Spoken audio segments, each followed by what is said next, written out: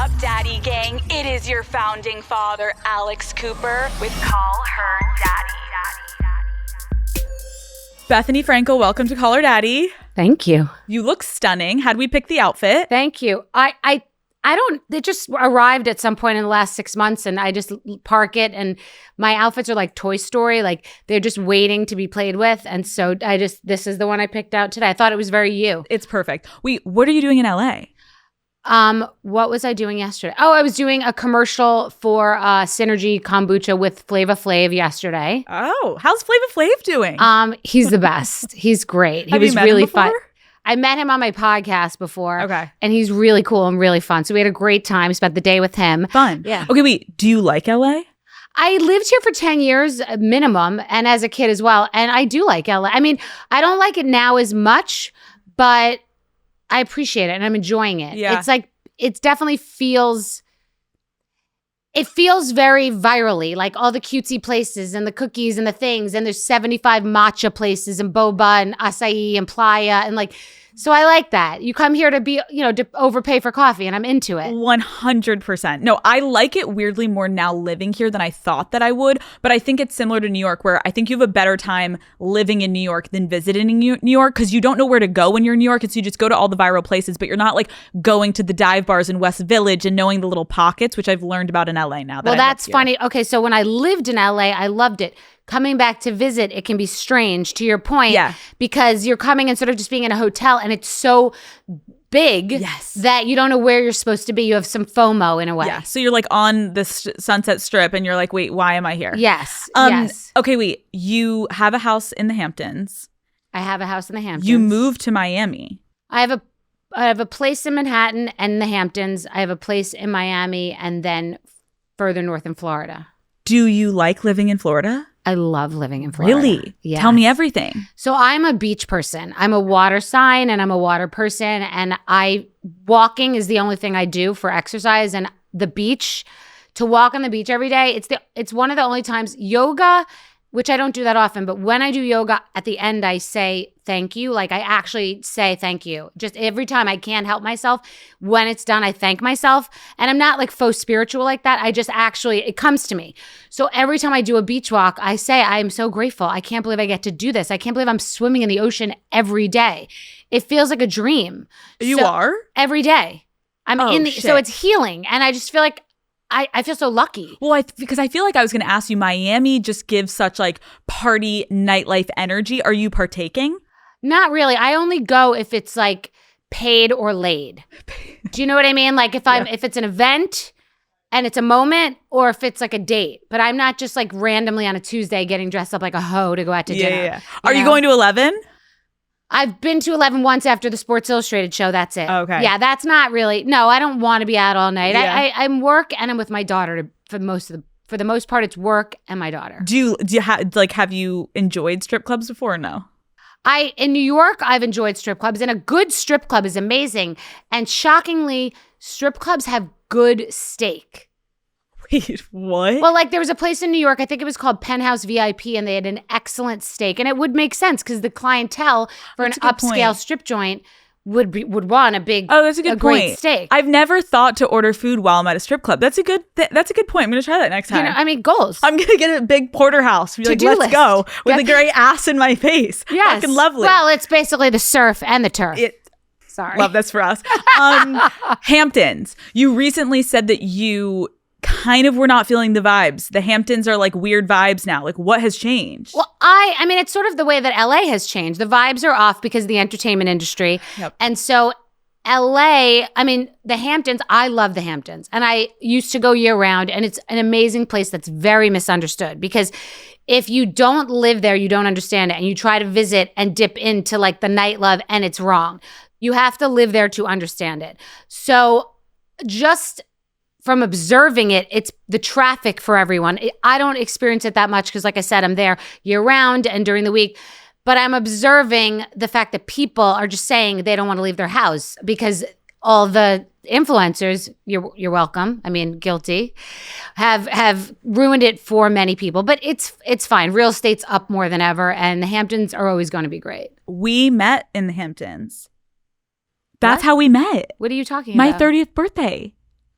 Oh, that was the first time we met. You're thinking I'm going all the way back. Like, I'm about to trick you. Like, one day I was at a coffee shop. And you were and you were a cunt. And you're like, yes. Fuck. I came to your party intentionally. Like, I just was excited. It was so lovely. I remember you showing up, and it was such a crazy configuration of where the VIP section was. So, like, all the VIPs kind of had to go through the entire section of all of these fans, which was so fun to just see people like uproar whenever someone showed up. And I just hear people screaming your name. We had never met before. You showed up. What was your first impression of me? My first impression, I think you had did you have a bandana on your head backwards or whatever? So you had a bandana on your head, and you seemed so genuinely happy to engage with everyone. Like, you were very positive. You were giving them a positive experience, which I really appreciated. It was hot, and everyone wanted to talk to you. And I later... what's the show that you're obsessed with? The show with all the Love Island. Yeah. I didn't know. I've never seen the show, but my daughter in a video of me saw the Rob and the girl. Yeah. And so she was freaking out. And a lot of people I knew there, a lot of the gays I know from the Hamptons were there. So I actually had a great time. And it was like a drive-by, but it was like really satisfying. It was fun. I felt the same way about you, where like you have this aura and this energy that when you walk into a room, it was so cool to see you basically kind of show up alone, and you were able to immediately mingle, hang out with everyone, talk with everyone. And I was like, oh, that's my kind of person, where like you can fit in any room and people are going to gravitate towards you, which I love. What would it take for someone to have you have a bad first impression of them? An energy, a negative, a better than, a put upon.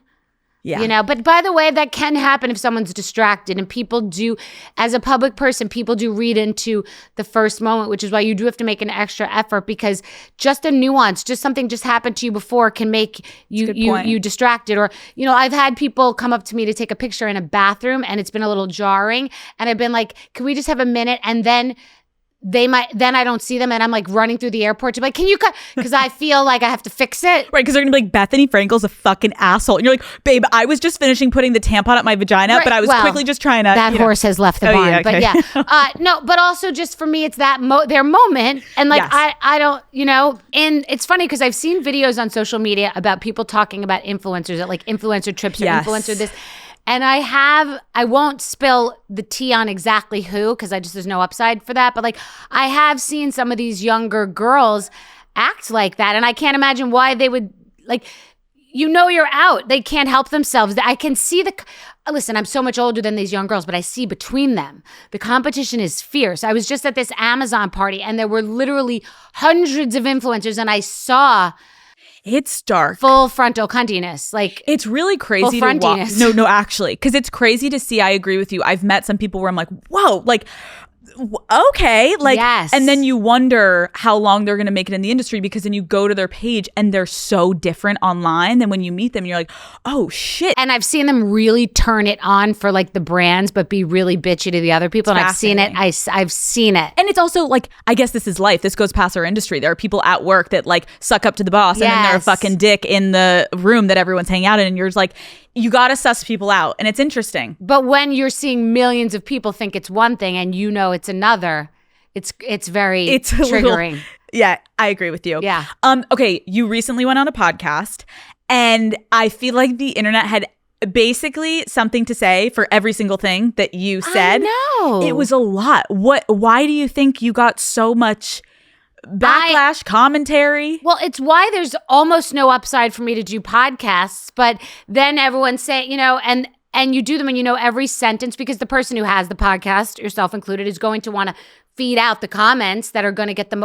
You're here for a business. So I'm polarizing. It's what it is. And actually I think it's great if they stop talking, start worrying. And also, like, I can't believe that at this age, at this stage, things I say are still so relevant, and so they generate views. So good. It's business, but it's business. I was going to ask you, aside from that podcast, like, do you in general read into the comments, or do you not care as much? No, I mean, it depends on what side of the social media I'm on. I don't have a Google alert on myself, so I'll just see it from going through TikTok, and then I'll see something and people will go, but yeah, and it's different comments that get picked up. But I don't care I don't really care at all unless I think I did something wrong.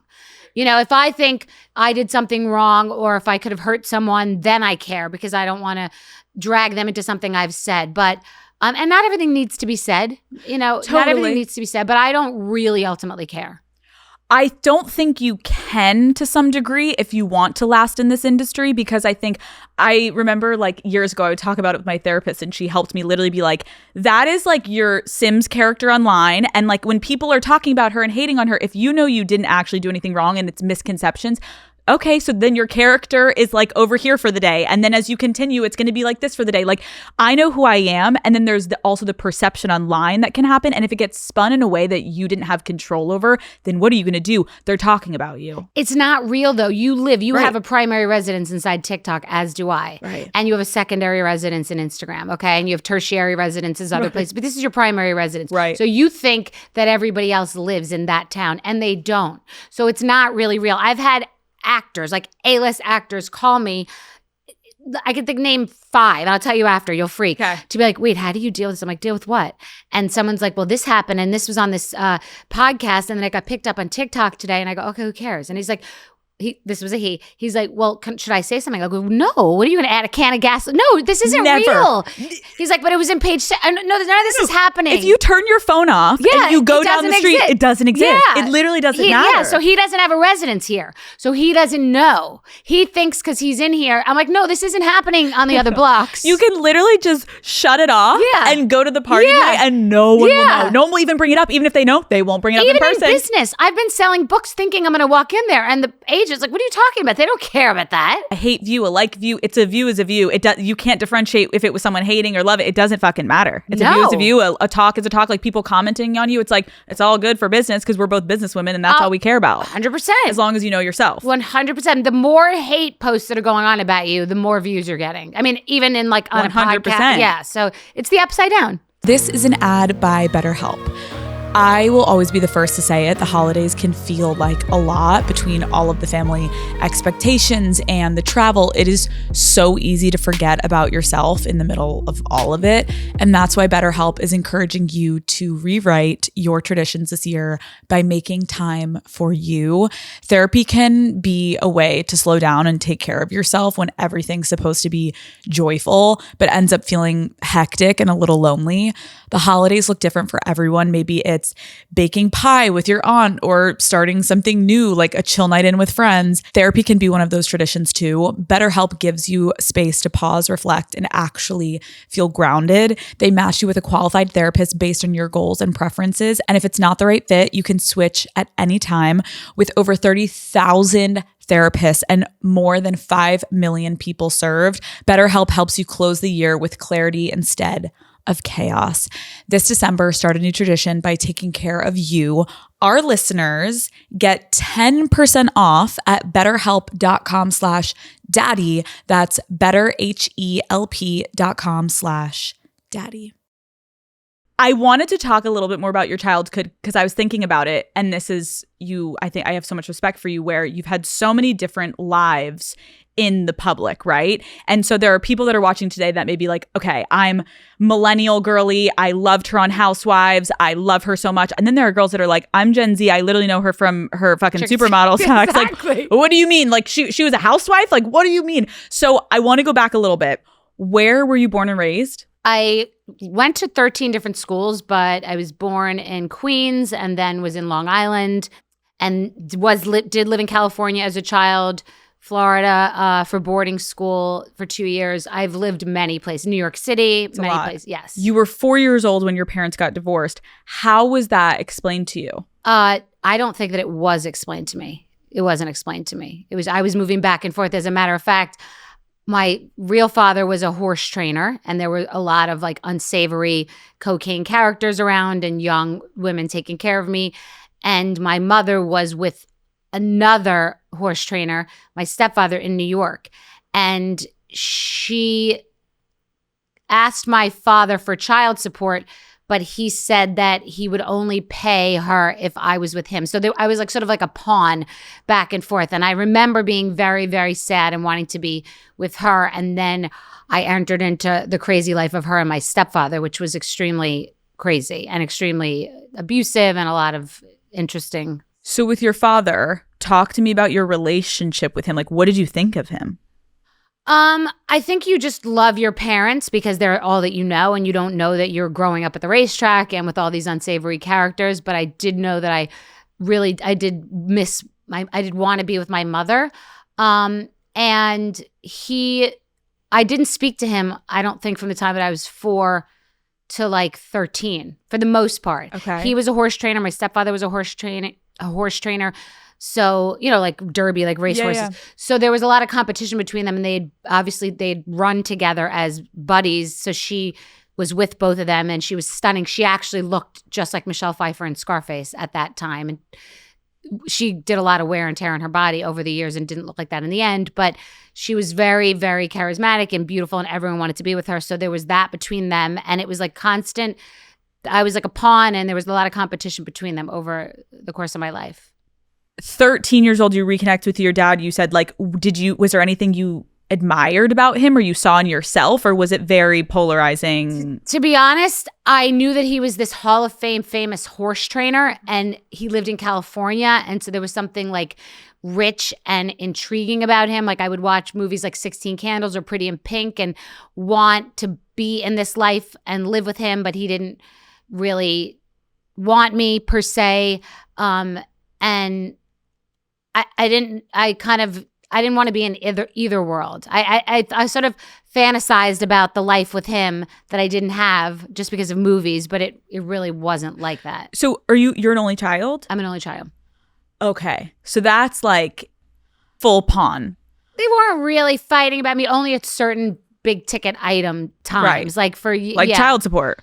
For over child support and over my real father seeing me in winter circle pictures with my stepfather. And I kind of really wished that my real father wanted me, and he didn't. And then my stepfather told me that my mother never wanted me. And she had me on her 20th birthday, which is why usually my birthday is challenging. And this year it was a breakthrough. So, and it actually was related to her, and it like brought back a lot of that. So, oh, Bethenny, it's a lot. It's a lot. I don't think it's a lot. And then you ask it like that, and I think it's a lot. So, yeah. I mean, it's a lot because I'm also hearing like your stepfather and your dad, like there's like this like pissing competition between two men, and you're, yes, kind of this pawn that it's kind of like who it wasn't about me. Right. But yeah. It was about them, but then they used you to make it. And it seemed like to them, they were like, oh, it's about, but it's not about, it was about them. Yes. And they were all very, very messed up characters, like really like equally messed up people. When you had to go live with your mom and your stepfather, how was that? My mother was stunning, and her deadliest sin was vanity. I was talking to Chris Appleton today about this. I'm not a vain person, meaning like now I make more of an effort, but I'm not intrinsically a very vain person.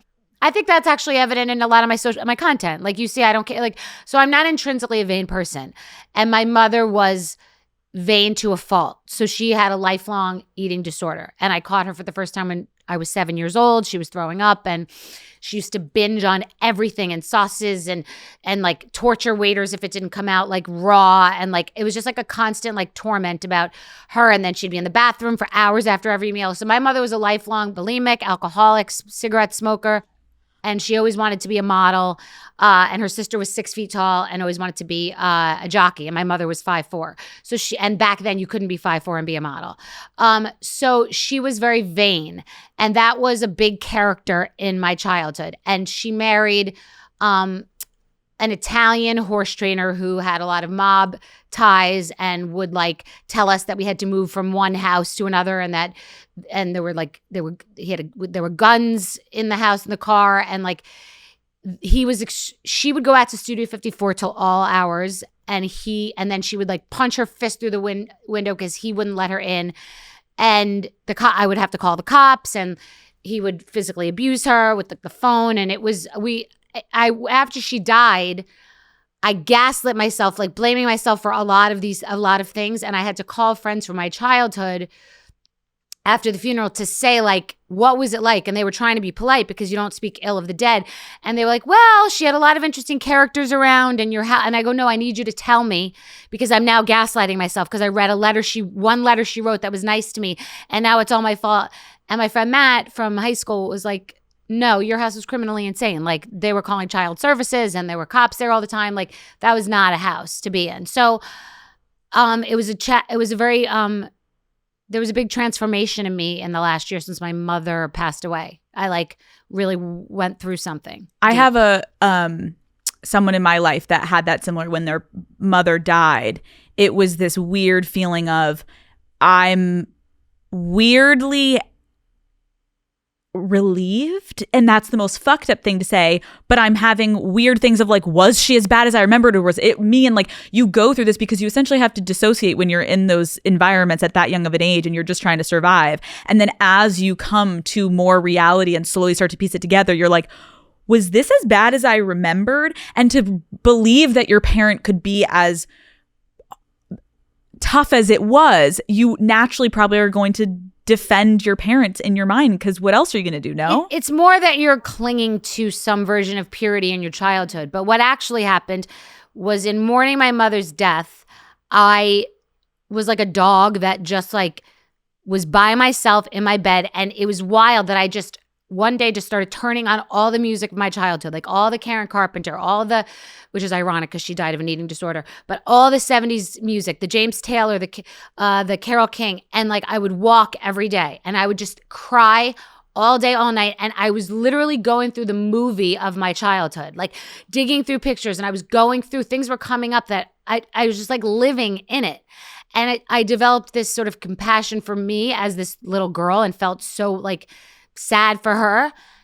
And then I also felt a compassion for my mother, who was 20 when she had me, and her father was very abusive, and her brother at 11 years old had to take a shotgun to his father to stop beating on his wife. So it was generational trauma. So I called him. I was calling people to like get story. I didn't have to. I just ended up forgiving her, or just like letting it go, because I had compassion for her. You know? I do think it's very relatable that you're sharing that, like, there's a weird thing that happens too where you're finding the forgiveness, but it also doesn't mean that everything that happened to you was okay, right? Yes, it's generational trauma, but also like you as an active adult now, I'm assuming, are actively making sure that you're giving your daughter a very different life than you had when you were in that household. So as much as it is generational trauma, there is someone eventually, hopefully, that stops the pattern, which it appears that you're doing. But when you look back at that younger version of yourself, like, how do you think you would cope in those moments where you're alone in this house and there's abuse and there's guns and there's all these things? Like, what did you do to survive? Okay, hold the coping thought, because I want to answer that. But you just said, like, basically break the chain. Mm-hmm. But what you said reminded me of the parenting of my daughter. It's actually the pendulum swinging in a good way, but where it's, I think of when Jennifer Aniston said that Brad Pitt was lacking a sensitivity chip. With my daughter, I have to intervene in myself to validate and have compassion for things that she's going through that are so superficial and teen because of how I grew up, like the life that she has and the private planes that we've been on and the experiences of L'Oreal Paris Fashion Week and sports.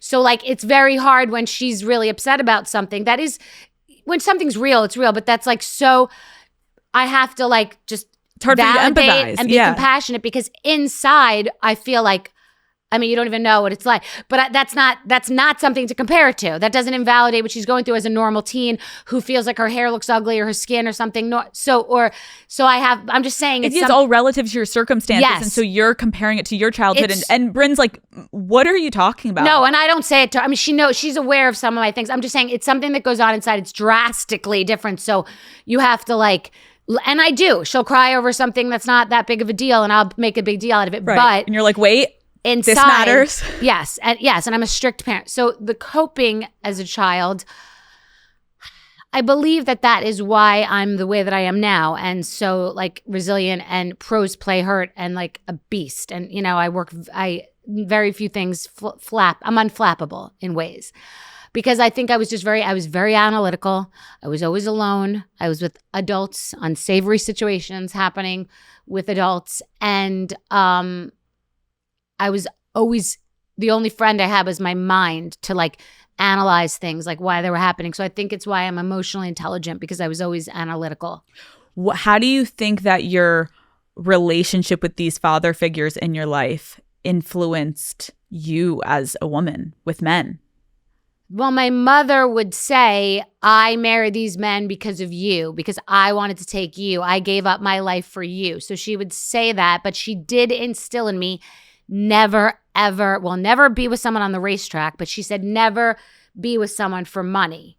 Like she really was, or I just got that. I'm not sure if she ever said that, but I feel like the choices she was making were monetary. And so that is probably that in addition to my real father being a Hall of Fame horse trainer, like a very successful person, I think it was just ingrained in me to get it for myself, even when I was tempted to not get it for myself and wanted someone to take care of me. But the money noise was instilled real young. Having a parent who has addiction, having alcohol addiction and, an eating disorder, how did that impact your relationship to food and alcohol? Alcohol, not as much. Like I remember my mother with all her different cocktail phases and like it feeling somewhat glamorized and me being given champagne at 7 years old. But I don't have an addictive personality except for to organization. So I don't have an addictive personality. So because of all the chaos in my life, I have to be in control. So I have never really had a worry. I love a cocktail. But it's ironic that I created a cocktail business and had an alcoholic mother. It's ironic that it's called Skinny Girl. I have a brand called Skinny Girl and I had but I've never had, I've had, probably like in my 30s, always on a diet. You can't have this. I wrote a book about this, which released me, unshackled me, because I was always trying to control and constrict but because I also had a mother who took me to an obesity clinic when I was 7 years old. You know what I mean? Because I weighed 81 pounds and should have weighed 78. Bethenny, pause. What? Yes. What? Yes. Saint was it St. Mary? Mercy Hospitals. How did she explain this to you? Why you were going? She had a confusing, she would say to me like, I want to come back as you. And there was a competition with me. And as you probably saw, there's a lot of poetry probably in that costume, the Scarface costume. I looked just like her, just with dark hair. I had the same features. And she was the most stunning woman ever. I can't imagine why she was like jealous of me or competitive. But she used to tell me like that foods that like fried tempura, she would say to me that it was really light. And that because it was the Japanese fry it differently, so you can't gain weight on it. So she would be like one direction of like wanting me to eat, and then other directions of like having an eating disorder. So you were seeing like her trolley of laxatives and her like stopping the car on the highway to, because she had too much coffee, she would say. It was just a lifelong, it's a big character in my life. It was a massive thing. That's huge too, because that is I was a cop. I was always chasing her, trying to catch her. And I've never met another human being that never admitted it their whole life. I've never met someone that to the day they died held on to it.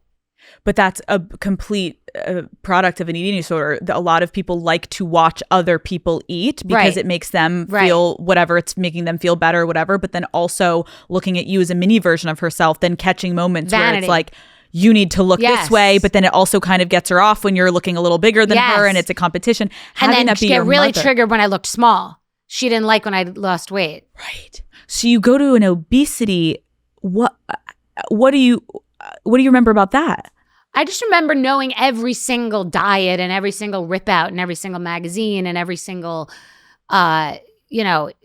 that used to be called the stewardess's diet and the Atkins diet and all the Scarsdale shit, everything it was just, but she didn't have to diet because she was just, I could never throw up, and I've never had an eating disorder. I've never made myself sick. I've never starved myself, but I've always been aware of it until my 30s when I wrote that book, because I realized you could really eat anything you want as long as it's like you're not binging. But she could eat I had a bad relationship with the food because I was always restricting. She was always eating cheeseburgers and all the things because she was throwing it up. So she was just like able to eat everything. Well, and as a woman, like having the woman who's raising you have such an innate just like issue with food and it being her whole personality, like it's like how would it not affect you? But then to hear also that's one part, then it also being your mother and impacting the dynamic, because in moments you can feel this is manipulation, she's wanting me to eat the tempura. It's like your sense of reality of like truth and what's not truth with your mother must have been like, oh my God. And then, but how about fast forward to now? Like the reason I know so much about food is because it was an endless, and but both my fathers too. It was a character in my house also, like food and the Haagen-Dazs ice cream and the bagels from drive 45 minutes to get the bagels in this place. Food was a massive character my whole life because my mother was either frying chicken cutlets at 2:00 in the morning when you came home, or we were at a restaurant every single meal. So that's why I have so much food. I know so much about every scintilla of food. I think something I remember reading about you is you did eventually cut your mother off, right? Yes, after my wedding. Okay. After my first wedding. Can you talk to me a little bit about how you knew it was time to make that decision? Well, it's been very interesting to have people who are all about family and therapists advised me not to contact her. That was sort of validation because there are many people that I dated who are like, but your family, but it's your family. And then when they really would either meet her or get under the hood or really understand the details, they would say, like, I really think, especially when my daughter was born, and I only reconnected with my mother because my daughter asked me so many times to meet her, and I never wanted her to pass away and then my daughter to have this vision. So she met her and she experienced a bit of what it was. Even, you know, my mother, my daughter was, I don't, how old was she? She had to be like between 8 and 11, and maybe it was, how old is she now? Like, let's call it like 11 or 10. Okay. And so my mother, she'd get on the phone with her. My mother would be nice to her and talk to her about art because Bryn was into art. But then Bryn would be like, how are you? I think I'm going to die. Like, she would be like, I think I'm going to die. Or I'd say, that's not appropriate. I don't think, and she'd go, oh, I can't fucking stand you. Like with my daughter on speaker, and then she'd be like, when we saw her in person one time, she'd say, no, I've gained like 15 pounds. She was literally like 80 something pounds. I'm like, we don't talk about weight in our house. Like it would have been like a dam opening up if we had any relationship with her. Everything she said was like a landmine for something I don't want for my daughter. So it was hard to do that, but to cut her off, to answer your question, it was so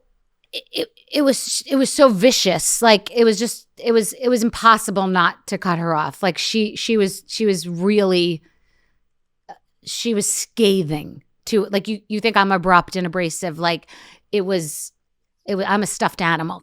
Like it was mean and scathing. Because in order to cut them off, it's obviously the scariest, but then all of a sudden I'm sure there's like first a moment of like, wait, should I have done that? And because you're still a kid to your parent, but then once you experience life without them for a second, it doesn't mean it's easy. But I have someone close to me in my life that was like, but it has to be this way to protect my children, to protect my sanity. Doesn't mean it's easy, but it sometimes is exactly what needs to happen. And I agree, there's a lot of therapists that are like, family is family. And then there's other therapists who have had a narcissistic parent or abusive parent. And they said like, the best thing you can do for yourself is to remove yourself. Well, it depends on, it's 50 Shades of Grey. I don't know. Everyone listening has their own story and their own version. But like mine is like that movie, with what's that good looking guy? Jeremy Allen? What's that show he was in? The Bear? The Bear. Okay, so there's a scene in that show in the kitchen with his, I'm literally, I just had a nervous laugh coming on, with his mother at Thanksgiving when she like literally loses her mind and smashes. That, everyone was like, that was your mother. Or Firefly Lane. My friends were like, I think that movie was about. So it's so extreme, it was almost impossible. But most importantly about what you said, it's not really just an intellectual thing. It's like bad energy with anyone, with bad friends, negativity, jealousy, it's contagious. It's physical. It seeps into your pores. It becomes part of you. You will not succeed as much. You will not thrive as much. You don't even realize it's happening. It's low grade. You're absorbing it. So you need to stay away from people that are really negative and bad energy. And I don't care if they're your family or your friends, like that you've had forever. If someone's jealous of you, if the call's coming from within inside the house and you're on a phone with your friend and you tell them something and they're like, oh, that's not, you really can't, you can't be friends with people like that. You can't. Half the time it's usually so much harder with family because the boundaries are so crossed, because they are so comfortable with you in a way that maybe friends don't think they can fully cross the boundary. You're living with these people.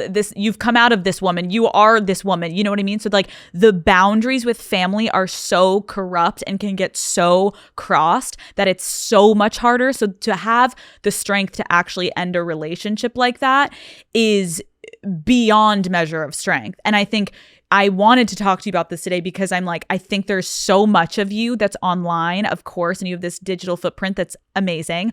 But there is this like hard exterior that has allowed you to survive your childhood, but then it's made you really fucking successful, right? Yes. And so, yes, it was a bad that you turned into good. Doesn't mean it didn't hurt. But I remember reading somewhere you had talked about how like because of your childhood, you gained this like hustle mindset essentially, right? Yes, but also I think that I've connected to an audience because they know that other part is underneath, because I don't wear my story, but it comes out sometimes. And so they're aware. If I was only hard, that's too much, you know, and it's not intentional. It's just, I'm not only hard.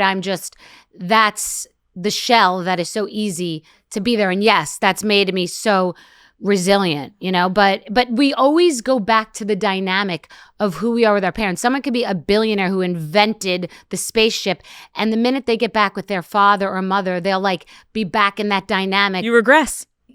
Fully. Okay, we need to talk about, so you're going through all this, but then you become, yes, this hustler. Early days. Talk to me about how you would start to make money, Miss Bethenny Frankel. Or what is early like days? High school. Like what were you up to? High school, I had high school, I had parties at hotels. I would rent out hotel rooms and I would charge the entire grade and have like full-blown parties. And how did you even like think to do that? I don't know. And I would also have house parties in Old Westbury, in the house that Howard Stern actually moved into after us.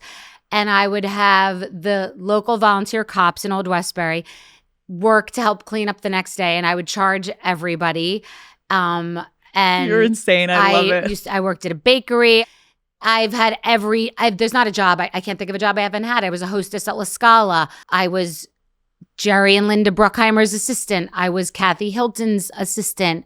I worked at Island Pictures for Chris Blackwell. I worked under Lorne Michaels at Broadway Video for this guy Barnaby. I worked everywhere. And to get in these rooms, how the fuck did you do this? Totally accidental.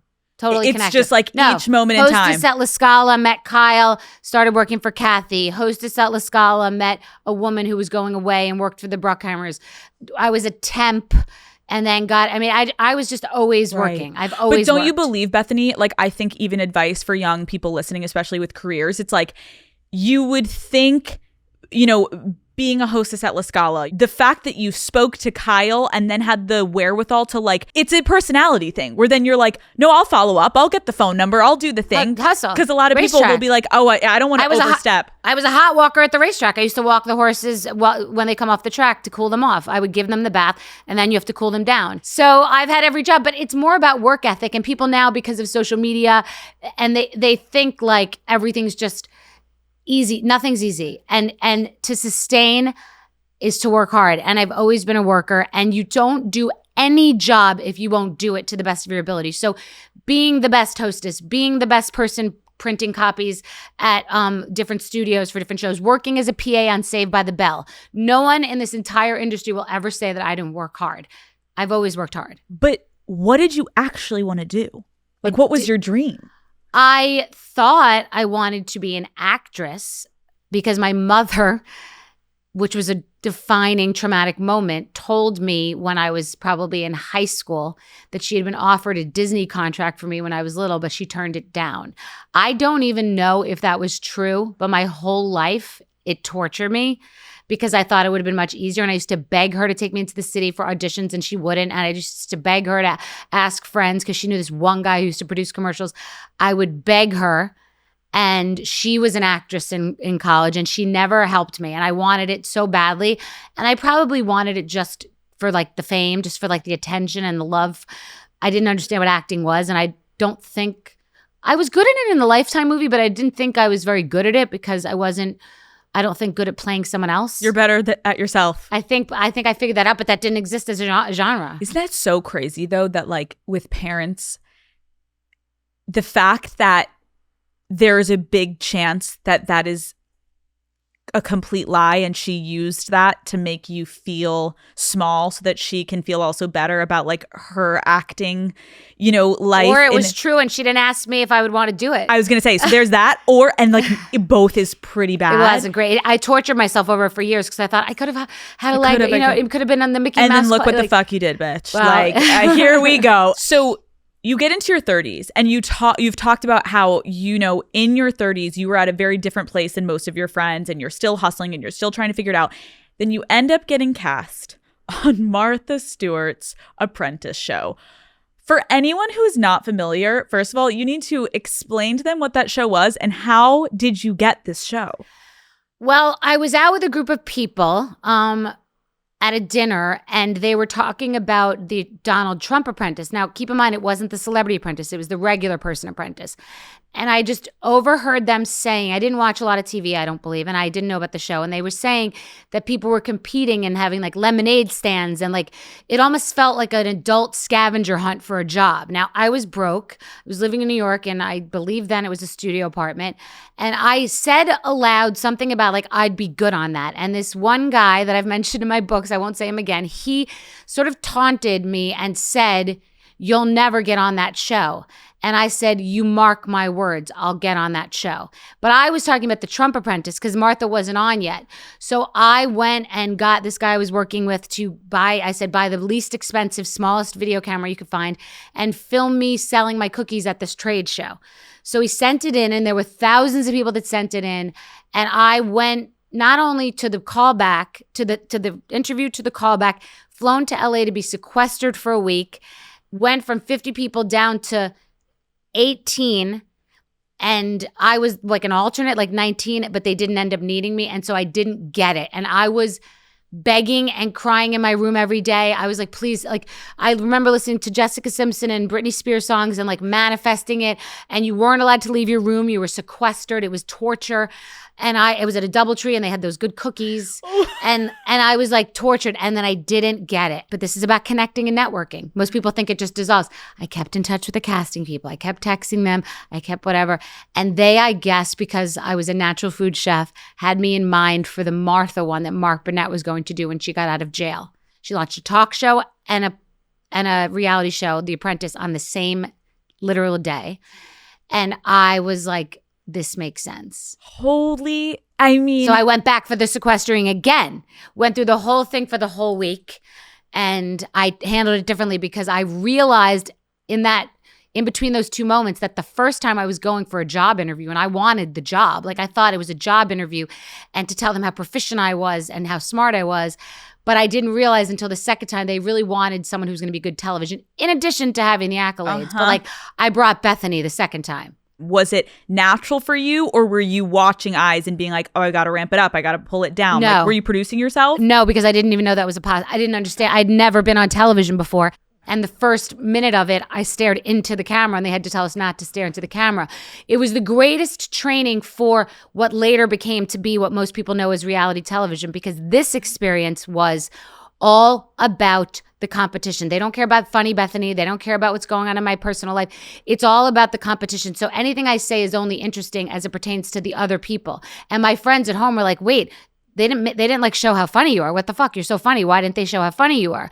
Like, it was really about the competition. So I was a good character, but I took it very seriously because I wanted to win, because I grew up at the racetrack. Yes, and coming in second, which I did, no one ever remembers who came in second. Except for this one experience. So I went through the whole thing hardcore because I was broke and I wanted the job.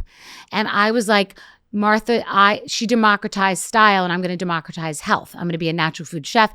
And I had the job in my mind. So I was an animal going through that like an animal, but I was trained. When I went on to Housewives later, I thought like, You're never supposed to talk to the producers. They don't exist. Mark Burnett is a military operation. It's another story. It's like you don't look at the producers. They don't exist. Those are cameras. They do not exist. Like you're really living this, and they're flies on the wall. And then you get to Housewives and like, Bethenny, can you fix your hair? And, Bethenny, say this. People are having sleep. People are marrying producers. Literally, Candy Burst married a producer. That's not the same. But however, Martha's daughter slept with a producer, a camera guy. Okay. So that's different. Okay, wait. Martha, you ended the show and you compared Martha, you said, to an ex-boyfriend who you hate, but you're still in love with. Where was this tension coming from? And like, how did you actually feel about her? Oh my God, I'm so glad that I'm okay. Okay. So during the whole show, this is all just how I perceive it to be. I was out on a task or something after we won.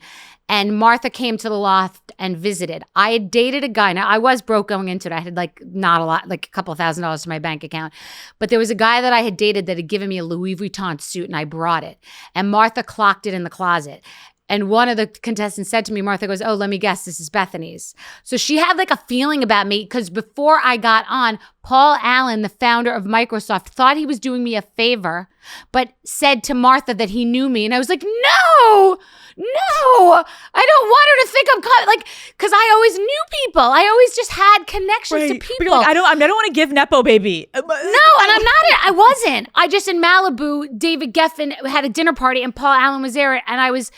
Like, I'm a networker, but I'm not. I was Jerry Bruckheimer's assistant, so I had to take care of his house, and it was next to David Geffen's house, and he asked me to come to a dinner party, and that's how I met Paul Allen, and he tells Martha Stewart that, and I'm like, I don't want to seem like, no. So I was like, fuck. Yeah. So anyway, that's my perception. She would probably deny that. I'm saying that is my perception. And that is what I was told from someone in the loft, that she mentioned my suit. It was a nice, gorgeous suit. So I go through the competition, and when I don't win, she says, you're pushy, you're show off, you feel the need to make a physical impression, which is not entirely necessary here at Martha Stewart Living Omnimedia. So I was brokenhearted, and I went, this is like a book. I went as Elise Slane from the Housewives Beard to St. Bart's with her on a trip. That she invited me on a trip that was all paid for in St. Bart's. And I didn't realize that it was with a guy that she was dating. Because it was the three of us on this trip. I didn't realize, because she was kind of cagey about it. So we go with this guy, and they put me in this cottage above La Tournée Hotel. And they're I guess in a room, and I'm by myself. So I know people. So I go to New Year's Eve party on Paul Allen's boat, and I get off the tender, and I know she's going to be there, and I don't know why. I think he might have said it.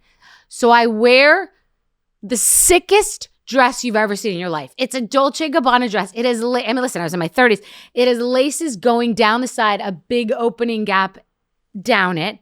I get off the tender. I walk on the boat. The first person I see is Martha Stewart and John Bon Jovi. So she's facing him, and I walk on, and I see her. I'm so nervous. Every time I've seen her, I have 10 stories like this with her. Over the course of time, I've seen her so many times, and I always not anymore, but I always pay homage to her. She's still going to be the queen, and she's doing great now. And we're good now. Yes. It's like a great All About Eve nemesis. It's amazing. So I get on the boat, and I walk up to her, and she says, John, she calls him John. This is Bethenny. She something like what she said. She said, because he knew about her show. I didn't choose her. She didn't win. So she's mad at me. And I said, Martha, I'm not mad at you. You're like an ex-boyfriend that I hate that I'm still in love with. And that was all that I said. And it landed, but it threw me off. And I got off the boat shortly thereafter and, lived my life. You have no idea how many things she said to me over the years. The most insane. I could write a book on the comments and give her the credit, the props. It's like she would have been a great housewife. Because when I ran in, and even though she's not over the top and when I ran into her at Nobu, she had a comment there too, and I had a comment back too. She and I would have been great. She wanted to do a show with me years later. Wow. She wanted me to be, we have so many stories, Martha and I. And then I saw her at the Jingle Ball, and she was like, let's take a picture. And it was all good. But I gave her the flowers. I always kiss the ring with her. Yeah, kissing the ring because she's always going to be an icon. I respect her gangster. And she gave me respect on a show. And she was asked, wait, you didn't pick her. And she said I was wrong. For her to say I was. Huge. So we've respected each other. Love. It's been, I like it. It's the room stops for me if she's somewhere and I'm there. If you had to choose, would you rather go back and do another season of Housewives or The Apprentice? Housewives. Because there's no upside to not winning The Apprentice. You're so competitive. I love it. You know what I mean? There's no upside. Who's a better boss, Martha or Andy? Andy wasn't my boss. Okay. So you start filming Housewives. In your mind, did you have any expectations of like what you wanted to get out of the experience at that point? I was a natural food chef who wanted to be on some version of a cooking show. The head of the Food Network told me, stop coming in here with all these different production companies. You're never getting on TV. And his name was Bob Tushman.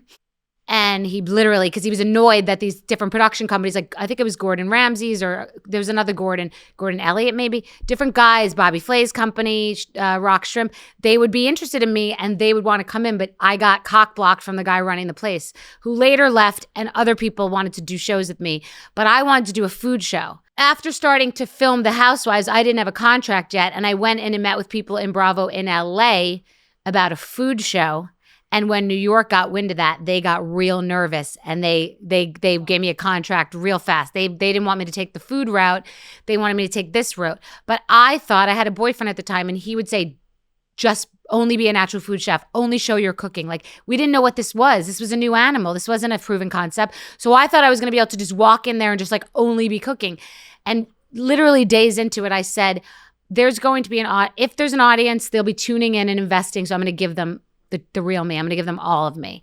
And so I made that decision. I wanted to get out of it success and to have a business. I had no idea what though. I wanted to be a chef. This concept of reality television was such a new concept. So to actually think that you could become something from it, but also become a businesswoman and entrepreneur and create products and lines off of it was so new and not even a thing when you started. So it's like, I started that. That's what I'm getting to. It's like, it wasn't a thing. So it's like, you're kind of dipping your toes into something. There is no blueprint yet, which eventually you start and you create. But talk to me, early days, you become a fan favorite, obviously. Why do you think you were a fan favorite? Okay, so it wasn't a thing at all what you're saying. And I didn't even understand what the show was. They had Orange County, but to Ramona's credit in the comment she got killed for when she said New York put it on the map, it was because they weren't in a media city. They were in Orange County. So yes, the show was on and they were getting 800,000 viewers or whatever. And I remember seeing it peripherally. But New York, there was a New York Magazine article and it was a media city that we were in. And it enraged real socialites for the media to be calling us socialites, for Jill Zarin to be showing invitations. It enraged. And I know this because of the night I accidentally crashed the Met Gala after party, totally accidentally. I was eating dinner in like not even nice clothes. And some of those real socialites were saying it was like driving them crazy because like this person's not a socialite. They're real socialites and they would never do this show. So the show, I got paid $7,250 in my contract for the whole season. That was my first contract. And for me, I turned it down for a month. And then I said, it's not that easy to get on TV. And if it fails, no one will know about it. And if it succeeds, then it's something. But we didn't think it could succeed to this. We didn't think it would be a cultural phenomenon. Right. You know, I said that to someone. I said, this feels like it could be. And they laughed at me. It was Billy Joel's publicist. She was like, please, it's not a cultural phenomenon. It was a joke of a show that it was preposterous that we were being called socialites when we were train wrecks.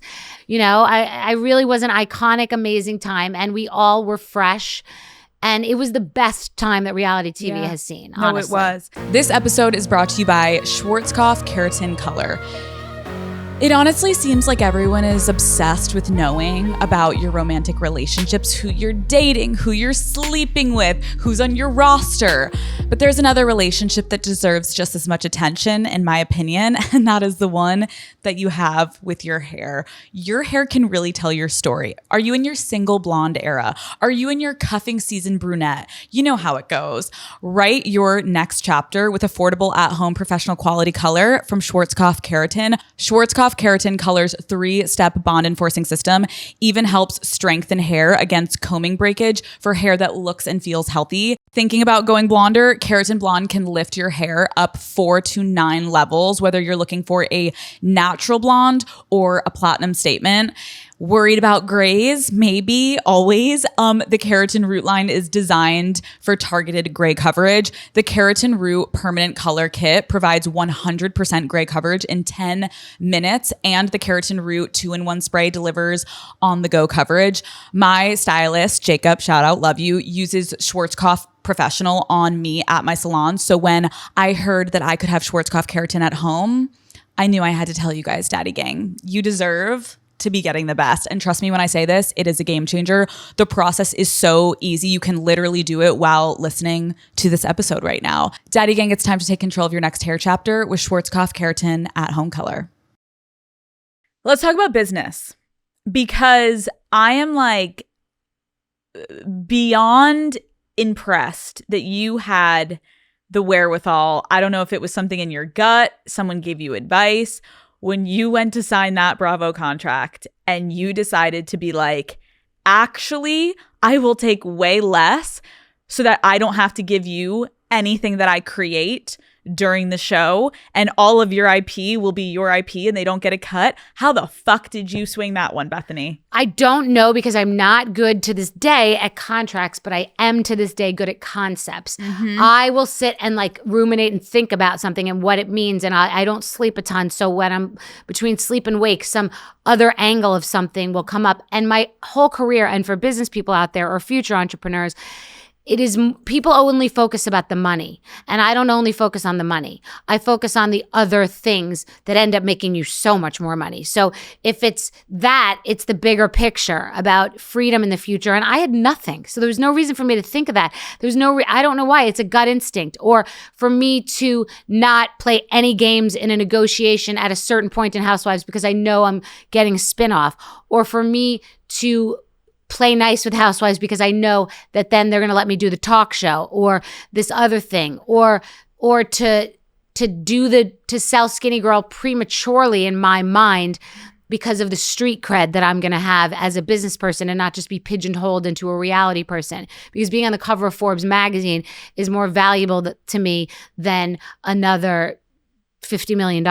No, it's fascinating because, again, like, this was such early days that there was no concept of a personality being on a show. And I guess, yes, Martha Stewart and like the 1,1,111% had done it, where they took themselves, branded, got a product out of it. But a lot of these people, even you look at the Disney kids or whoever, most of these people sign their life overs to Disney or whoever it be, and to these IPs that they walk into, and they walk away with nothing. Most of these people, there's a character that they're known for, they own nothing. They don't have one fucking thing that they can be like, I own that. You were able to, yes, start Skinny Girl when you didn't even have the idea when you started the show. You said the wherewithal that, again, back to the beginning of this episode, you had this innate, like, I'm always going to rely on myself. I'm always going to trust myself. You're a fucking hustler in high school. You're throwing these fucking parties and you're making a profit. Like, you had business acumen, but it was like street style also business acumen, which actually I believe worked so well because you were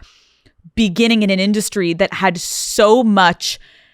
As much as it probably looked like there wasn't flexibility, there was nothing rigid about it because no one knew the rules yet. So you kind of were able to be like, no, I'm not going to do it unless I get to do this. And who the fuck? They're like, sure. Well, no, that's why I told you the story about we were filming already and we didn't have a contract. Right. We filmed a month without them giving us a contract until they heard that I went in to go talk to the other people. But even imagine that right now would never happen. That's what you I'm saying. film without a contract? That's what not I'm even saying. A fucking thing. No, when we started, it was favored nations too. It was so two things. One, the Bethenny clause was a result of that, because after the Forbes cover, they let it go for a while. After the Forbes cover and the Hollywood Reporter article, the industry implemented the Bethenny clause, which meant that anybody on any reality show had to kick up to the top. So that was very instrumental. But to the point of you were just saying something that I thought of something. Just like there was such flexibility in the industry because it wasn't even. It wasn't set. So Jill Zarin said to me when we were all favored nations, who decided that? It's what happened on Friends. Everybody gets paid the same thing on Friends, okay? And the show, to be fair, if we all had the same thing for years, I guess we all would have stayed on and it would have been one cast, just like Friends. But I said to Jill, no, immediately no. We're not favored nations. So she she pulled away from the blonde Ramona, and she pulled away from the other girls and said, I'm sticking with you. And I remember being in her Hamptons closet negotiating, and she just left it to me. She was like, Bethenny, you, whatever you do it for me too. I'm with her. And it was scary. It got scary because people they bluff and they say everyone else is doing this and you're not going to be on the show. And I was like, stop. They're not taking, this train ain't leaving without us, Jill. So I was the one who broke favored nations on the Housewives. I never told that to anyone before because we got a different amount and then everybody was on their own, and that's how all the fee structure changed. Well, that's really fascinating because should all the 4 women be paid the same amount?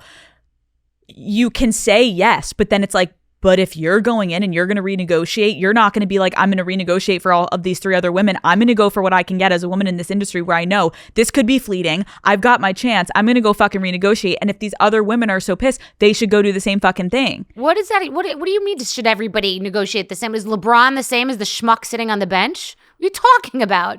LeBron's LeBron. But do you think people would argue, well, you were all doing the same job?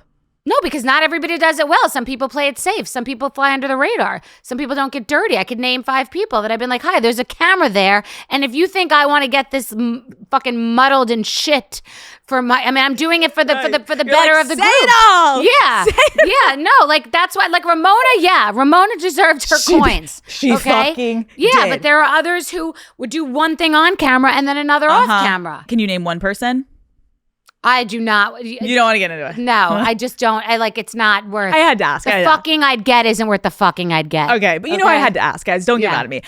The other thing I think, because I want to talk about Skinny Girl, is again because the industry was so in the early stages, it was so green. You coming in and not having a product, then you start talking about this product, and I'm gonna use the product that I'm on to promote the product that I fully own and I'm now building. But what ended up later happening was there was such resentment because of other sponsors, and also they wouldn't include my product, but they would include a fake product that was a fake storyline of someone else. So then you're like, mine's real. So that's a reality show, and this is what you really do for a living now. You really have a Skinny Girl brand, but they're sort of cock blocking it because it's become too real and too successful. But this monkey business stuff that you're going to possibly kick up, that's not even a real storyline. They can do the bullshit business because it's like a joke. Slowly, they're going to start to get advertising dollars from a different alcohol company. And they're like, why are we going to promote Bethenny? But you're like, but this is my whole fucking storyline, motherfucker. So take it or leave it. And they're getting the advertising dollars for liquor because of Skinny Girl, because it's a circular reference.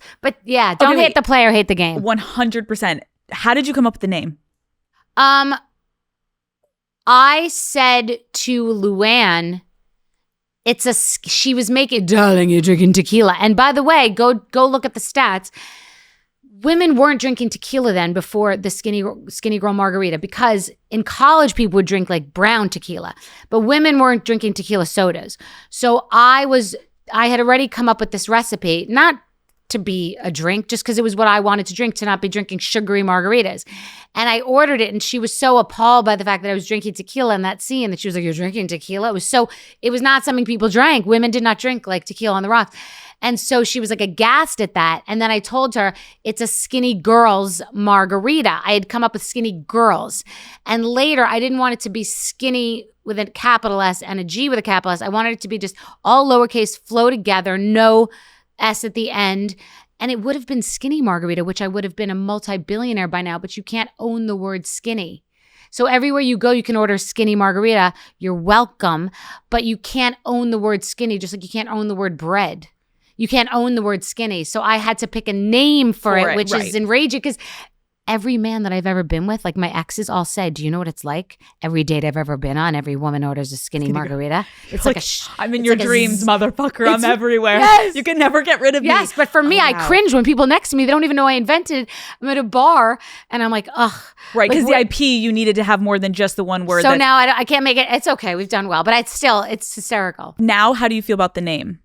The name is great. I don't have any, and nobody has a problem with it. Yeah, it's almost like Banana Republic used to start out as a safari store. Isn't that crazy? So like we all forget that. Yeah, Apple is not a fruit.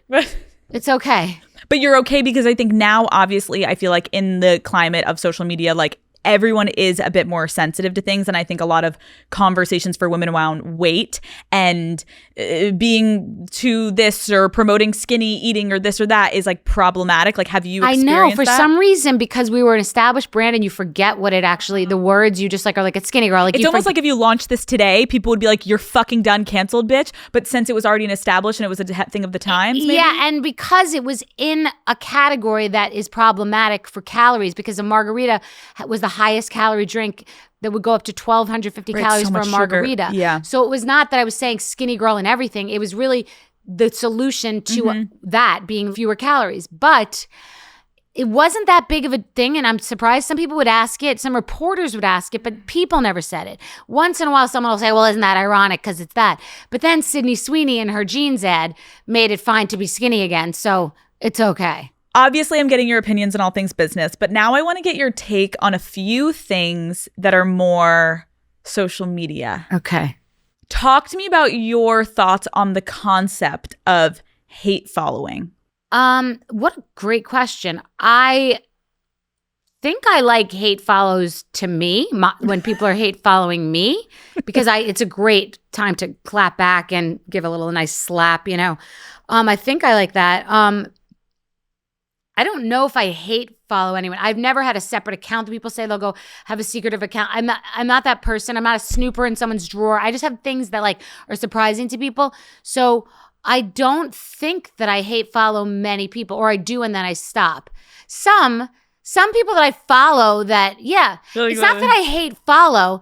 It's that I follow some people that I greatly dislike, but it doesn't mean I don't like their content. Yeah. Do you know what I'm saying? I might like something that they're doing, but I might not like them. But I like that for you, where you're like, but please bring all the hate follows to my account. Sure. The more the merrier. Sure. Win is a win. Okay, next. What do you think it actually means to be a girl's girl, and do you think we've lost the plot? Well, I think you don't support women is an overused statement. It's like faux. I don't like faux female support. So, for example, these two influencers came to my birthday party. These amazing housewives came to my birthday party, and one of them said she's totally a girl's girl, and I was like, I'm not an every girl's girl, because I don't want her to fakely think that I'm like just like girling out in a sorority with everyone, you know? Right. I'm not. I'm like a certain girl's girl. And I'm like my girl's girl, because I am a very, very protective and insular, private person, ironically, that likes like my crew. Yep. And I don't let that many people in. So what do I think it means to be a girl's girl? I think it means to choose the people that you're loyal to. And I think it means when you're unhappy, you're probably not going to be as much of a girl's girl because you're unhappy. And so it's hard to watch other people be happy. And I think when you are happy, it's going to be easier for you. And I think that it changes. And I think that to get older, you understand why people do and say the things they say, and you have compassion. And it's why I see the Housewives and certain things differently from back then. And it's why I do see why some of my success would be frustrating at times for other people in that environment, because we all start off in the same place. And so then it was just like kill or be killed. But I like being away from that experience and getting older and having a daughter and just like being happy, just like finding a way to be happy. So I think it ebbs and flows. Anybody who pretends that at every moment of their life they've been a girl's girl and that they're not jealous, or that people in an all-female environment aren't looking at what someone else has or does or who they're with, it's making the world go round. All these people are talking about other people. It's why there are gossip magazines. Like, it's human nature. So you got to just like try to find the best version of yourself and try to be that. Love. Okay, how do you feel about using TikTok to expose men who might be cheating? It's like a reality show when the guy didn't sign up for this. I actually don't, and you don't know the story. You don't know the story. There might be another side. If a guy's cheating, but maybe she was mean to him and her friends are going to say she was abusive to him verbally and she emasculated him. I don't know that. I'm going to err on the side of the woman. But I think that social media is the modern reality show. When people say to me, why aren't you going on TV? I'm like, I'm asked to do TV all the time, but it's a dinosaur. I am on TV. This is TV. This is TV. Yeah. So if this is TV and you're not going to put somebody who didn't sign the release and be on TV with you on The Housewives, which is, I frown upon that, then you shouldn't be doing it on social media because it is TV. Yeah. That Am I is wrong? interesting. No. It is. It's interesting because social media has completely become television. 100%. So I agree. Maybe in the beginning of social media, people were looking at it more as like a casual thing. And now has become where people are creating businesses. People are putting shorts up. People are literally funding scripted television shows. And they're not television shows as in going on syndicated TV. They're going on YouTube as television shows. Well, wait. This is why. It's getting crazy out here, Bethany. Yes, but this is what it was like when I was on reality TV, but even more so the Wild Wild West. So if someone has to sign a release to be on reality television, but doesn't on social media in the back of your video in a restaurant, why when this is getting more views? Way more. More eyeballs. It's so crazy. Right? So if a guy's cheating behind me, he can't sue because he was just behind me, but why could you sue on a television show that you didn't sign a release? Everything is on the internet, so then should the internet now be held to the same standards as because the FCC NBC hasn't gotten involved? No, because we want to get away with murder. Absolutely. But yes, I'm like, please don't. Yes, but it's fascinating. Yes. Interesting. There was a trend that was recently going on where I saw people saying, if your best friend cheats on the guy. If your best friend cheats on the guy, yes. Do you tell the guy? What are you talking? It's your best friend. What are you talking? Why is this a question? Okay, so this is like about? This is. I thought this was obvious. Where you're like, I don't give a fuck what if she cheated on the man. I don't even understand what you're talking about. Like, of course, I mean, like, babe, Did like, you break say up. Best friend? Yes, your best if friend. If your best friend has a body in a dumpster with duct tape on its mouth, you're not like, calling. where What do are we you go talking get the about? container? You're not calling the cops. So that's what I think there was a huge uproar because people were like, I don't give a fuck. Cheating is cheating. What? And I don't care. Then that's not my best friend if their morals are cheating. I'm like, I don't care. Who said that? Listen, if my friend cheats on a man, my first question is, what did he do? And then if she says actually nothing, I'm just not into him, I'd be like, okay, well, like, let me know how you're going to handle this. But like, I'm not going to the fucking man. What are you talking? I don't know what you're talking about. I'm telling you, this was a thing on social media and I'm watching it. That's because you thought it was real for the 5 minutes that it was happening. And it was not real because nobody's telling on their... Bethenny, I'm telling you that these people are like, I would, again, it's one thing if it's an acquaintance and it's in a friend group where you're like, but still, I'm always going with the woman over the man. Snitches get stitches. Bitch. And by the way... Yes. Can we talk about your love life? What? What's going on with you? What's going on with me is this is for women who are at all ages dating, is that at each stage that I've been single and open for business, I've thought like I had either aged or priced myself out of the market because that's what everyone tells women. And it's not true because I have a new dating concept that has exploded beyond. Okay. And Do you I'll want to get share? into that. Yes. It's called the Core Community. It's a dating membership community, and it's based on intention and integrity, and you have to want a partner right now, and there are rules and you can be kicked out, but it is completely debunked that men only want younger women, that there are no good women, and we have so many couples already, and it's the most amazing thing I've ever done. I did it as like a social experiment and it exploded. So are you launching an app? And so I will launch the tech eventually. First, it won't be for a while because I'm building on the culture first. Like it's almost like what Soho House was in the beginning, but much stricter. And people are begging. Are you working with tech? Have you gotten like investors? I've what are you had doing? 3 tech billionaires want in. I'm not taking any money because it's cash flow positive already. And I am going to build white label tech. Like I'm taking white label tech to put it in, but it'll be very simple.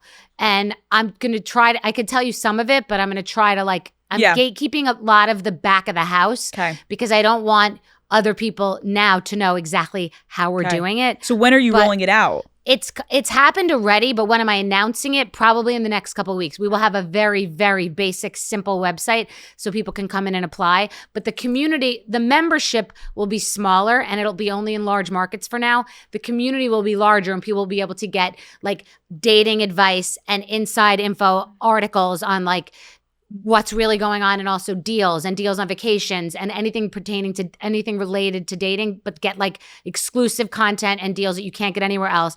But it's the actual aligning and the connecting that is shocking me. And I'm learning so much. And so it's actually helping my dating at the same time. And I'm dating and it's going very well. And it oddly opened up everything. Like it's been really amazing. And you're dating kind of like multiple people right now, just kind of like. I have been dating and I haven't fully committed to anyone. There have been individuals that I've met that I definitely like a lot more than others, and now it's becoming a little more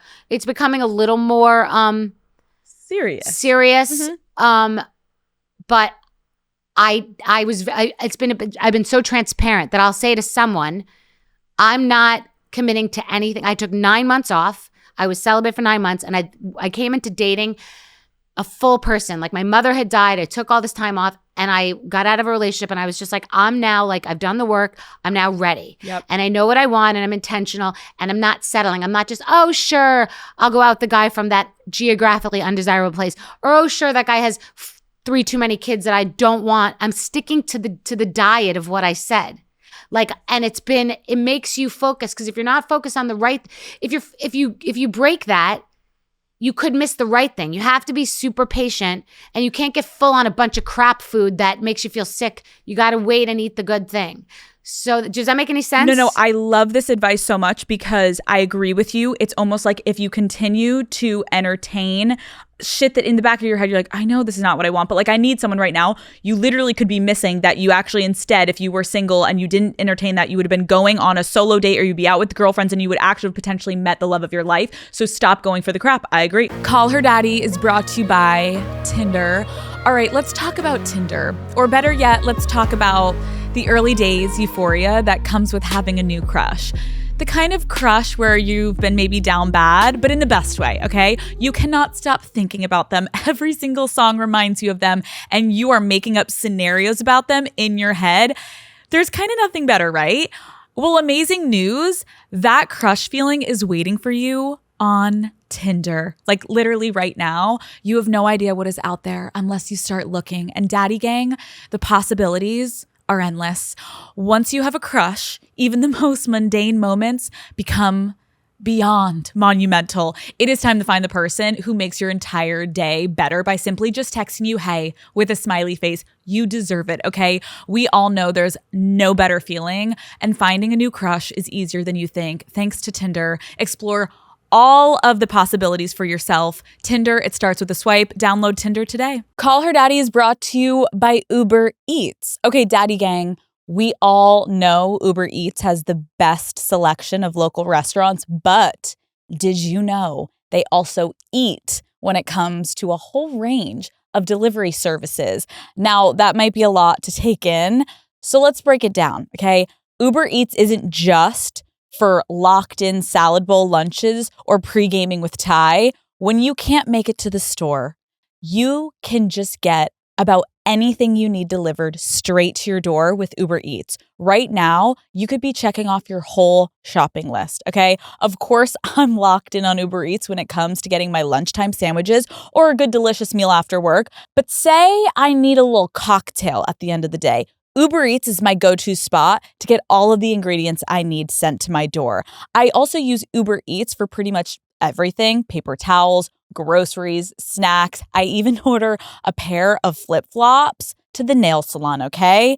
They've got my back no matter where I am. When you can't make it to the store, Uber Eats brings you the store, essentially, okay? There is nothing better than putting on a good show, getting cozy on the couch, and having the perfect meal delivered right to me, along with 5 other things that I forgot to pick up that day. Uber Eats makes it easy to have it all. Get grocery, alcohol, and everyday essentials in addition to the restaurant food you love. So in other words, get almost anything with Uber Eats. Order now. For alcohol, you must be legal drinking age. Please enjoy responsibly. Product availability varies by region. See app for details. In an op-ed you wrote back in the day, you basically talk about how you initially wanted to call off your first wedding, right? And your friend kind of talked you out of it, but there was this gut feeling. And I think for so many women listening to this podcast, I have so many young women who are probably at that point right now where they're actually trying to decide, yes, like, is this the one? Is this not? What do I do? Like, can you talk to me a little bit more about like what your gut was telling you and why you decided to go against your gut? First of all, if you're trying to decide, then the answer is no. If you don't know yes, it's no. And if you don't love it, if you don't love it, you don't like it, no matter what it is. It could be a shoe, a meal. If you don't love it, you don't like it. And I did that more than once because I had no role models as a good relationship. So and I've had, my biggest problem has been, allowing someone to love me and me convincing myself that that's enough for the both of us. So I'm always chosen instead of now being intentional and choosing. So my first husband, who was a great guy, I fell in love with him because of how much he loved me. And so I was trying to convince myself because I just wanted anything but my childhood. So I wanted to be loved properly and be with someone healthy who would be a good father. And I did it again for the same reasons. And now I'm going to not be with someone and commit to anyone until I choose. So right now, no one's getting my commitment, even though people would like it. Because right now I'm saying I need to be 100% sure before I commit to someone. I'm not, and now I don't have the time to waste. Back then, listen, you're in your 20s, your 30s. However, this is working for people in their 30s too, because they might be intentional about getting married and having a kid. 40s is challenging because 40s is a different age, but like there are a lot of people in here in 50s and a lot of people in their 30s. But you have to be intentional and know what you want. But do you think, which we don't need to get into the whole thing, but I know with your ex, who you had your child with, that was a lot. And it was very... from what I read, you were harassed and stalked during this divorce, and your accounts were hacked. Like, can you talk to me about what was the most painful, but also like the hardest lesson you learned from that experience? Okay, so first of all, there are just the rules and guidelines. Doesn't matter who the moneyed person is. You must have a very, very clear and good prenup. You must invest in it. You must show it to 5 people with experience. If you can't afford a good one and a good lawyer, then you can get the shit lawyer, but have 5 people who've been through a divorce look at it. This is so critical. I cannot express it enough, because when you want to be out of something, you have no idea. Second of all, you have to go with your gut, and cracks become craters. You guys heard a little bit about my childhood. It is nothing. Literally, I have seen my mother slit her wrists. I have lived my whole life of chasing her into bathrooms, trying to catch her throwing up. I've been around guns, the mafia, the racetrack. I've been through everything. I've seen her beaten within an inch of her life with a phone. I have seen everything. Nothing compares to what my divorce was for 10 years. Nothing. That is child's play compared to the trauma of someone wanting to torture you and telling you that they're going to do it. And you are the person who's the more successful. So you look like the powerhouse tyrant. And it's like optics look like this person's just a victim. And someone, again, with the pawn as a child. Like, it is so important. It was so traumatic. It was 10 years of my life. I lost hair. I thought I would never survive it. I didn't want to. I had to because of my daughter. I literally thought I'll never be happy again. I will never I will never. And I treated it like a marathon, and I went 1 mile at a time, and I checked every box. I mean, it was fraud, it was stealing, it was hacking, it was harassment, it was abuse, it was Googling me 60 times a day. It was staying in bed and staring into my face. It was calling me every bad character in the books, Ursula the witch, and you're ugly, and it was torture. And I literally, the only thing that got me through was saying one day I'll be able to help people. It was millions of dollars. That's not even important. It was millions of dollars. One day I'll be able to help people. Like, it was literally FaceTime to a toilet so I couldn't talk to my daughter. I know, Bryn, I know you don't want to go with your mama. I know you want to be like, it was torment from 1 minute to the last minute of the 10th year. I don't even care if I get sued. I don't care. Like, every woman needs to know, do not fuck around and find out. It was the worst thing that I could ever wish upon a person. I am so sorry, because I can feel you in this room right now. Like, the weight, even just talking about it, it will live in you forever. It was every single branch, and every lawyer said they've never seen anything like it in there ever. Like, it was insane.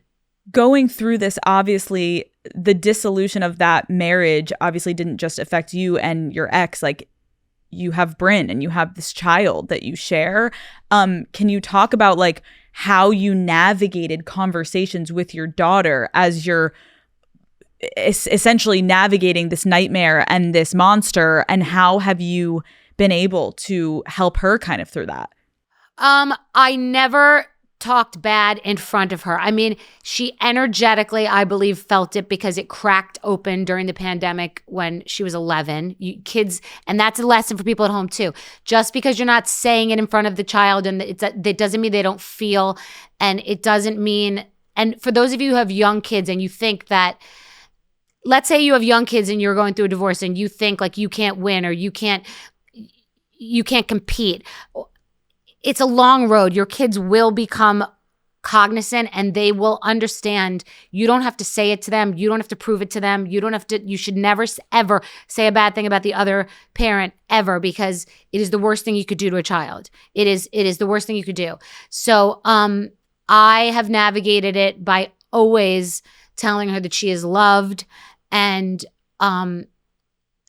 letting her know a lot about what my childhood was like, because everybody has something and things make you stronger. And, therapy is a big thing in my house and I've been on it, and she is a beautiful, happy human being. She really is. There's a lot of women, understandably, who will fantasize about leaving one day, or fantasize about like, oh, I wish I could, but like we have kids together and all of this. And of course I'm like, you're not promoting divorce. No. I know. And not only am I not promoting divorce, I also understand like everyone's situation is different. I don't know your financial situation. You don't know your safety or all of this. But if it was for a child that you're staying, from what I'm hearing from you, which is like such a beautiful sentiment, is like this child is eventually going to become an adult and they can feel things. And so don't actually just stay in something bad for the child, because it actually will alleviate so much more if you're able to get out of that toxic situation for them. Children want to see their parents happy, to get together, apart. It's very hard and people wait too long. And if it's again back to the toxic energy, back to negativity. It doesn't mean you should pull the ripcord. And I also believe in working through, and I believe in therapy, and I believe in phases, and I believe in the 7-year itch, and I believe in ride or die, and I believe in honoring a commitment. And every time I hear someone say they've been together for 20, 30 years, I'm envious. I think it's beautiful. I genuinely do. There are some circumstances that, nothing ever did better than my divorce podcast. Nothing. It was out of control. Women are begging, and they want help.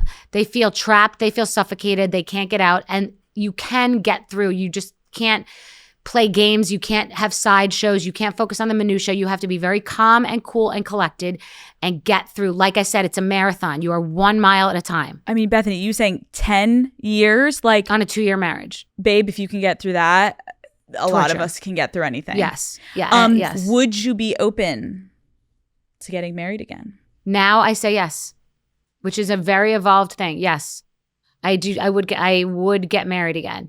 I think there's a difference. And I always want to believe in hope and, believe in love. And also, like, there is a thing when I believe in the gender roles, because there is a thing when a woman is more successful and has more money than a man, and it can create dynamics that you think in the beginning are okay, and they might not be okay later. And I just really have your eyes open. Have your eyes open and go with your honest gut, not what society tells you, and not feeling shame for wanting to get out of something either before it or during it. It's beautiful.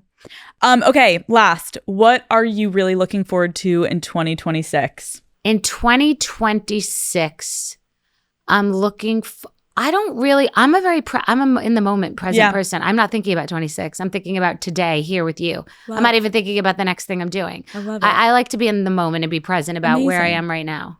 I am so happy you came on my show, because I think I was hoping we would do a little bit of everything, but I am always so fascinated by women and business women and founders and women who are making it in this industry, because there is no denying. And I'm not saying that our jobs are the hardest. I'm saying that like having public opinion and a lot of like commentary in your life, like it can either make or break you. And I think you're someone who has been through the ringer, and you've gone over and over and over and over every single mountain and all the things, and you're still here, and you've recreated yourself, and you've also stayed true to yourself. But she also has a sensitive side that I don't get to see as often. So thank you for trusting me and sharing your story. Well, thank you. Can I say something to you? Sure. Okay, so a couple of things. And after, I'm going to spill some tea with you in the other room. But Okay. a couple of things. Number one, when a couple of people that I told I was coming on, or I might have done a video that I won't post until it airs, Okay. I was like, she's a boss bitch, and I've watched her work. Like, there's an essence to you, and you've been busy both times. You've been at a party with a bunch of people, and then we were at your show in Phoenix and then Vegas, right? And I didn't get to talk to you that much, not in a way that's like I thought about it because you're so busy. But I can see like the passion and the integrity in the work and the fact that you care about the details. And I really get it.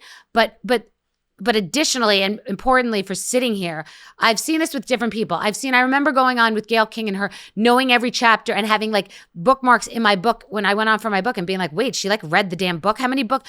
But here today, the preparation that I can see that you did, that this is like this is like your major job. Like this is your primary residence. Like I have said to people that have said they want to go deeper into my podcast and stuff. Like I was like, that's not my main, like I like it. But like I'm fine at it because I just sit down and just like riff and it's like a throwaway, right? But like you deserve the success in this podcast because this is like hard work. You're sitting here with like thorough, copious notes and research and things you knew about me that no one's ever asked. So like you deserve your flowers in this space because I very much respect hard work and like preparation. And like you're excellent. Like I shouldn't even be doing this. No.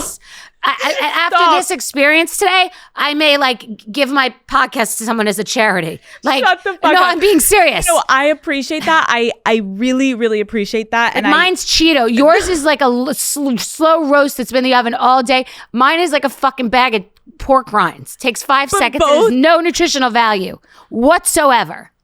But both are so different and fun to consume. But I really appreciate that. Fair. And I appreciate you. It was so fun to interview you. Thank you. Bethenny Frankel, thank you for coming on Call Her Daddy. Thank you.